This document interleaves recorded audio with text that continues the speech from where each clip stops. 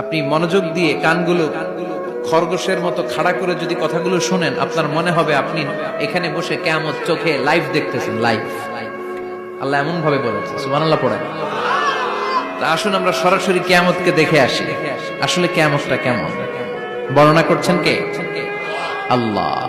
সূরার নাম হচ্ছে সূরাতুল কারিয়া। কি নাম? আওয়াজ করে উত্তর দিতে হবে। সূরার নাম আল কারিয়া। চিৎকার মেরে বলেন সূরার নাম কি? আল কারিয়া। এটা মাক্কি সূরা। কি সূরা? বিশ্বনবীর জীবনের দুইটা পর্ব, একটা মাক্কি পর্ব আর একটা মাদানী পর্ব। এটা মাদানী পর্বে নাজিল হয়নি, এটা নাজিল হয়েছে মাক্কি পর্বে। এই সূরার আয়াত সংখ্যা 11। এটা কোরআনের 101 নম্বর সূরা।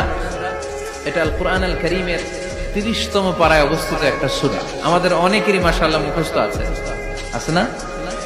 ইমাম সাহেব নামাজে প্রায় পড়ে, অনেকেরই মুখস্থ। শুনতে শুনতে কবে যে মুখস্থ হয়েছে আমাদের নিজেরাও জানি না। সুবহানাল্লাহ পড়ে।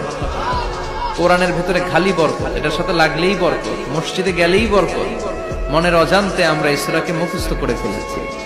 কিন্তু এই সূরার ভেতরে যে আল্লাহ কোরআনের কিয়ামতের এত চমৎকার নকশা এঁকেছেন, এত প্রামাণ্য বর্ণনা দিয়েছেন, এটা আমরা অনেকে জানিই না। আসুন আমরা এই সূরার আলোকে দেখার চেষ্টা করি যে কিয়ামতটা কিরকম হবে। আল্লাহ একটা শব্দকে এই সূরা শুরুতে 3 বার উল্লেখ করে আমাদের দৃষ্টি আকর্ষণ করেছেন। আল্লাহ tried to draw our attention by mentioning 3 times a word, and that is al-qari'ah.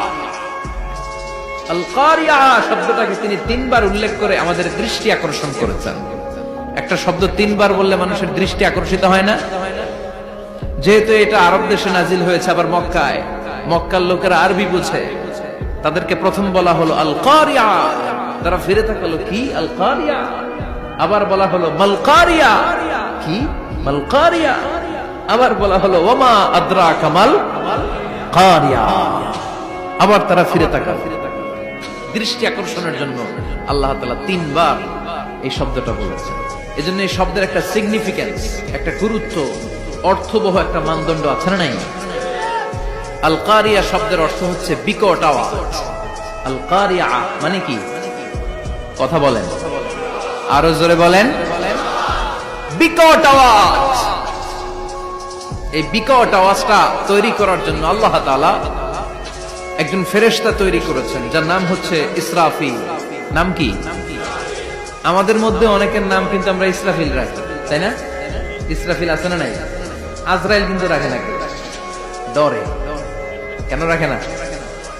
ভয় পায়। কিন্তু ইসরাফিল আছে, আমার পরিচিত অনেকে আছে ইসরাফিল। তো এই ফেরেশতার পা হচ্ছে জমিনের নিচে, মাথা হচ্ছে আকাশের উপরে। এই ফেরেশতার কাজ হচ্ছে ওই বিকট শব্দ তৈরি করা।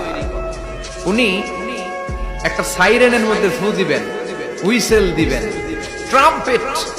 ওই ট্রাম্পিটে, ওই সাইরেনে, ওই হুইসেলে ফু দিলেই শুরু হয়ে যাবে আল কারিয়া। মাল ওমা আদরাকা মাল। এই ফেরেশতার দায়িত্বই হচ্ছে ওই বাঁশির মধ্যে ফু দেয়া। Whistle, siren, trumpet.